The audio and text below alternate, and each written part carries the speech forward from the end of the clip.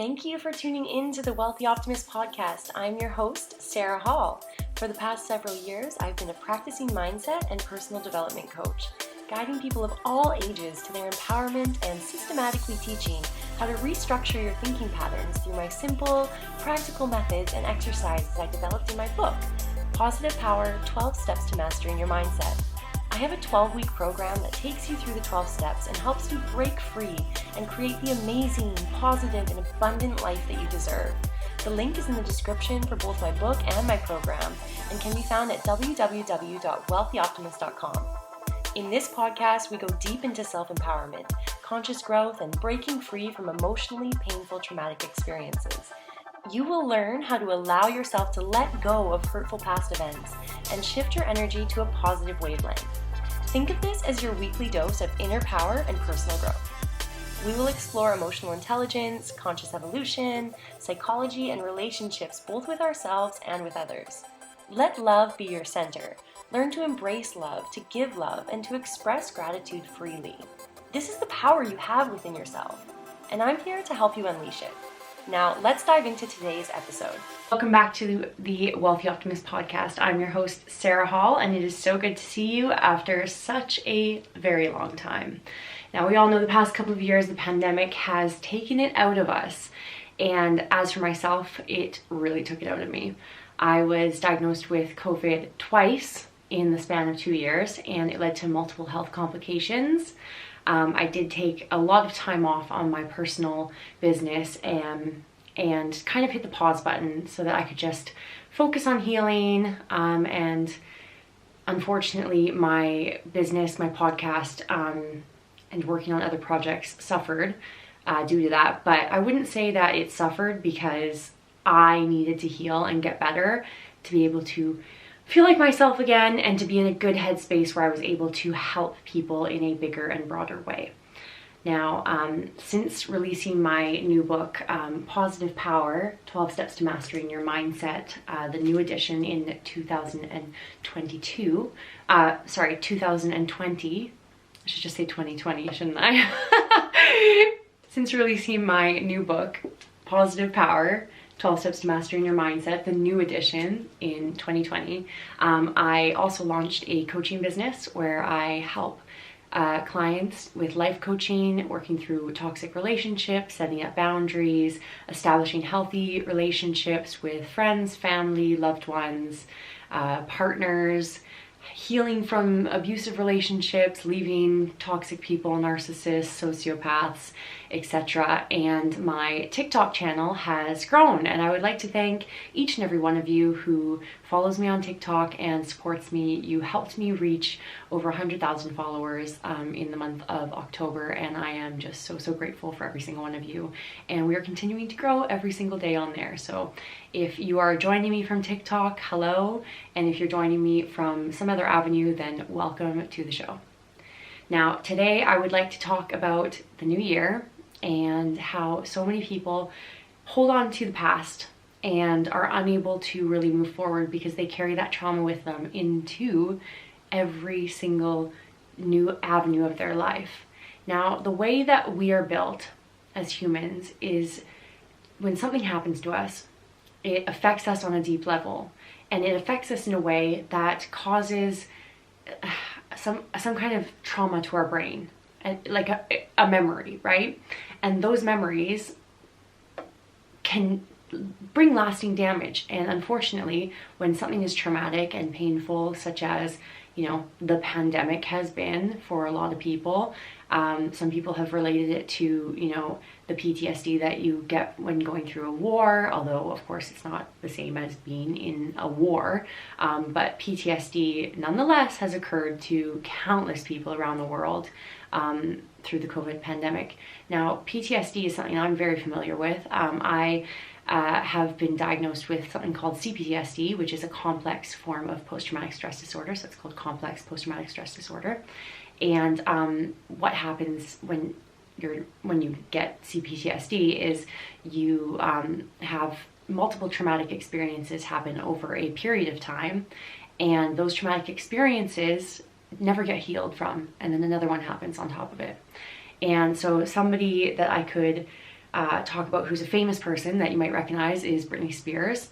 Britney Spears also has complex post-traumatic stress disorder, and you can see that in a lot of the ways that she was acting over the many years in her conservatorship, the swaying back and forth, the anxiety, having, you know, to take various medications to stabilize her moods. It's just a whole, I could go into a whole thing on Britney Spears. And if you're interested in Britney Spears and hearing about her and talking a bit more about her, you know, emotions and what she's been through, I have an entire playlist on my TikTok channel. My TikTok is at Wealthy Optimist, and you can go and check that out, but I won't dive into that today. But complex post-traumatic stress is something that I don't want anybody to have. I don't want any of my viewers to be struggling with that. And if PTSD or CPTSD is something that you find that you're struggling with, then this episode is for you. We want to be able to let go of things that happened in the past, and that will enable us to move forwards into a more positive and healing way of life.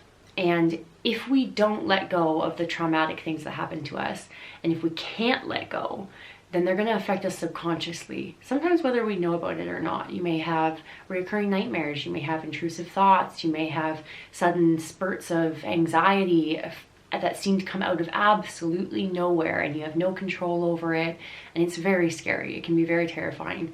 And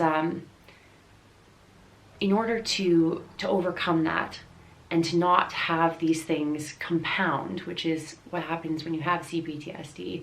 It's like a compound effect, and not a good one. You'll have something happen and you'll carry that with you. And in order to let go of things and to move on, a lot of people push this saying that you have to forgive people that hurt you or forgive situations. Now, I am not a believer of that. I mean, forgiveness is important in some regards, but in a lot of ways, a lot of things that happened to myself, speaking from personal experience, the people that did certain things to me, I would never forgive, and I would never want to forgive, and forgiveness wouldn't fix what they did to me, and in fact would probably make me feel worse about what happened to me, because I would be giving power back to those abusers. And I don't think that you need to forgive somebody that's abused you. I think that you need to forget them, and forgetting them and moving forwards is a form of letting go. And there are so many chapters in my book, Positive Power, about letting go, forgiveness if that's something that you'd like to do, and on moving on, and just regaining your self-worth and your self-confidence. Because when you have that self-confidence and the ability to move forwards and to really release yourself from that trauma, you're able to rebuild a life that you can enjoy and that you can love, and you will find yourself becoming less and less triggered by situations, and less traumatized by the events that happen to you. They'll stop reoccurring. Those negative thought patterns will slowly start to fade, and those anxiety attacks and panic attacks that you have will slowly start to be something that is in your control once again. And that's what my goal is for people watching this podcast. And I'm going to have several different episodes and series where we talk about different ways to work through the past, work through and let it go, and to move forwards into a new, I don't want to say better version of yourself, but a more freer and happier version of yourself. Now, I wouldn't say a dysfunctional family, but I have a lot of dysfunction within my family unit. And a part of that stems from addiction in my family. I had my grandma who had suffered with addiction problems, and she unfortunately either committed suicide or overdosed accidentally. I am still unclear on exactly what happened, and I unfortunately tend to believe that it was the first one when I was 17. And then I had my parents who suffered with their own issues, and then my older sister, who I talk about quite publicly on my channel, who died of a drug overdose, and she was a drug addict for over a decade, and it got increasingly worse with the traumatic experiences that she had in her life. She unfortunately had several abusive relationships, several really scary, unfortunate things happened to her, and she was traumatized by a lot of that. And then her fiance passed away of an overdose. And when that happened, I mean, her life spiraled out of control, and she began using harder stuff than she had ever used before. And within a few years, we had lost her completely. And she passed away 2 days before she was meant to come and visit us all in Vancouver. She was living in Toronto at the time. And 2 days, we were meant to see her. I spoke to her the day before she passed away, and the next day she was gone, completely gone. And instead of her flying to see us in Vancouver and spend time with us, and we had tickets booked, my mom and her were going to see the Tragically Hip together. And I have this text message from her, and I'll save it forever, of her saying how excited she was to see the Tragically Hip with my mom. The Tragically Hip, if you don't know, is a very famous band from Toronto, and it was one of Baltimore's favorite band of all time. And she was saying in the text message that it was going to be a spiritual experience to see something like that with her mom. And that concert was actually, she was meant to arrive on the 23rd of July, and the concert was on, I think, the 25th of July. Or the 24th. It was really close to the day after she got there. And she passed away on the 21st of July. And instead of her flying to see us, unfortunately, we all had to fly and bury her. And that was a hugely traumatic experience for me. And it led me in a lot of ways and guided my decisions over the upcoming few years on how I was carrying trauma.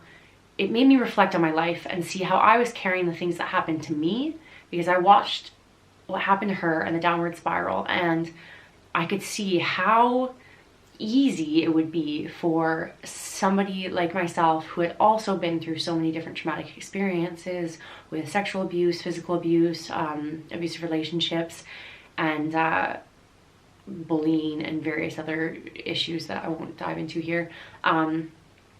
How easy it would be for somebody like me, who is just like my sister, to spiral into self-sabotage and to hold on to that trauma and basically essentially throw my life away. And I decided that I wasn't going to do that. I wasn't going to go down that avenue, and I wanted to transform my life for the better. And I wanted to help other people do that. And what I did at the time of her death was obviously grieve for many months. I was completely devastated, but over the course of the upcoming year, I made some really big decisions. I made some really big decisions that I was going to change my life in a major way. I was going to leave Vancouver. I was going to move to the UK, to London. I had never been to London before.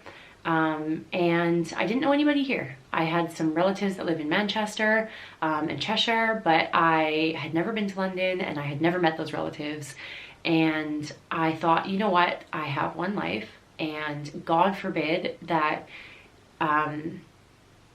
you know, we never know how much time we have on this earth. As I learned about my sister passing away, she was very, very young. She was a year younger than I am now.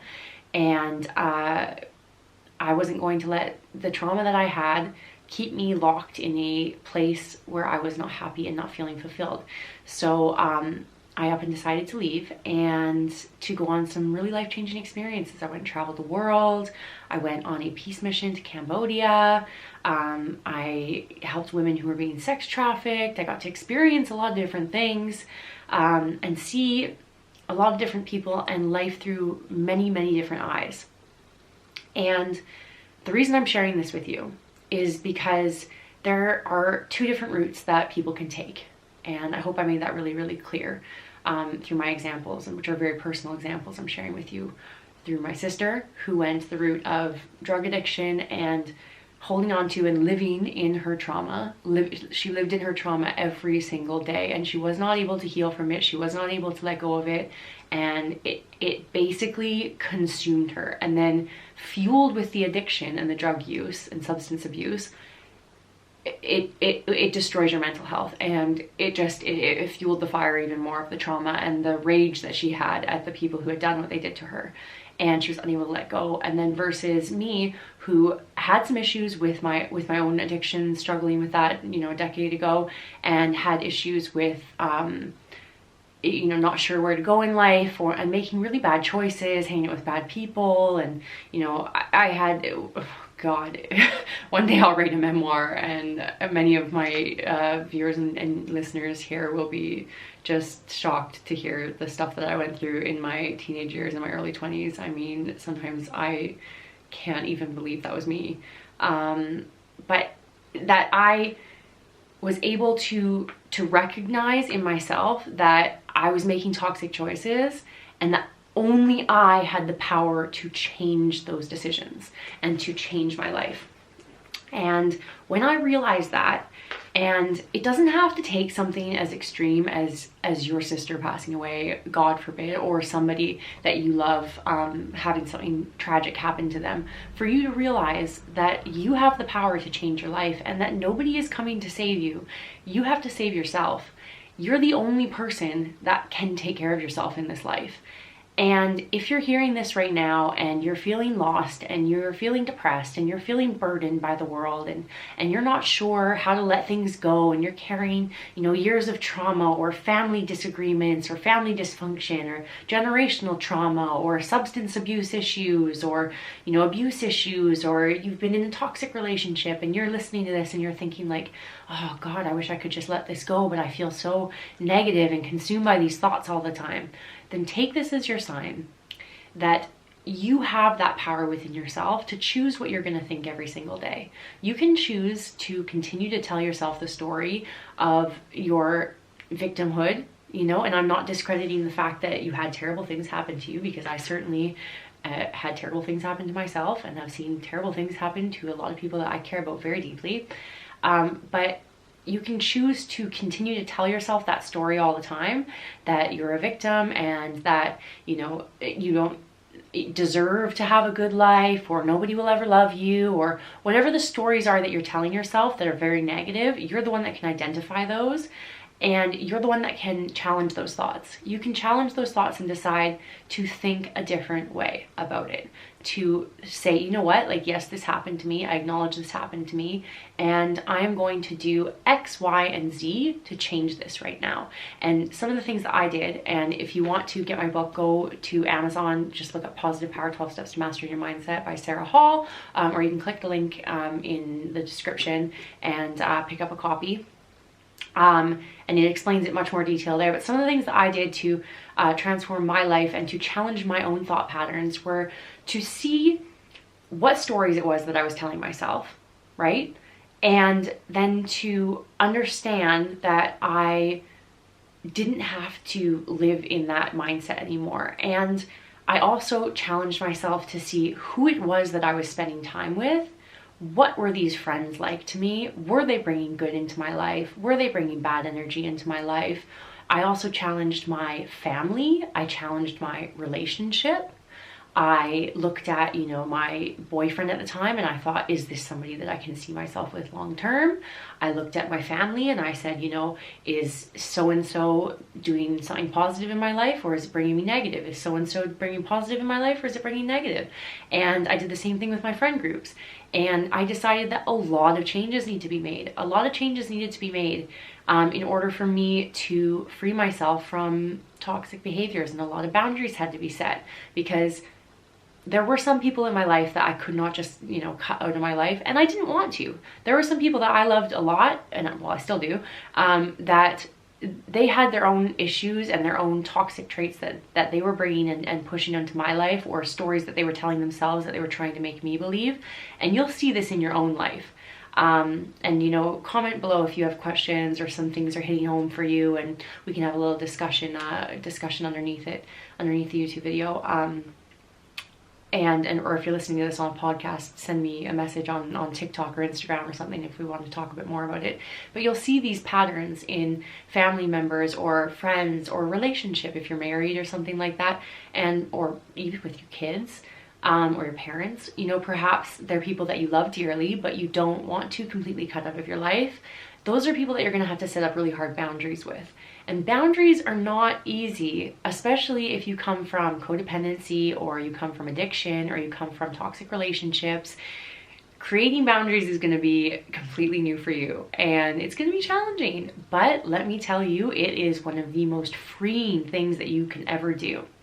And we're going to dive more into boundaries on the next episode. So I want to thank you so much for joining me today. It is so good to see you after a year of not having a podcast episode. And make sure you subscribe so that you can hear every episode that's coming up, because I'm going to be doing one a week. I love you so much. Happy New Year. And let's make 2022 the best year and put these last 2 years behind us all. All right, everybody, that's all I have for you today. I am so grateful for you to be able to take this time for yourself, that you chose to make the conscious decision to be here today, to listen to this, to share this message with somebody else who could value from it. I really appreciate your reviews, your positive reviews, and sharing with the community what you valued out of this lesson today. If you can think of somebody who really needs to hear this message, please share it with them. There is nothing better for me than receiving a podcast or a video or a positive message from somebody that I love that totally changes my outlook on the day. So please pass this on forward to other people. And don't forget to come over to my website, www.wealthyoptimist.com, so that you can connect with me and dive into your transformational journey with our 12-week program, completely breaking free from your past traumas, from your past mistakes, from your past negative energies, and just being able to release all of that and move forwards in our 12-step program that's accompanied by my book, Positive Power, the 12 Steps to Mastering Your Mindset. And I really look forward to having you join as part of our community. Thank you so much for taking the time today to do this for you. I am sending you all the love for a beautiful, wonderful day that you have ahead of you, or a wonderful sleep if you're listening to this in the evening. Until next time.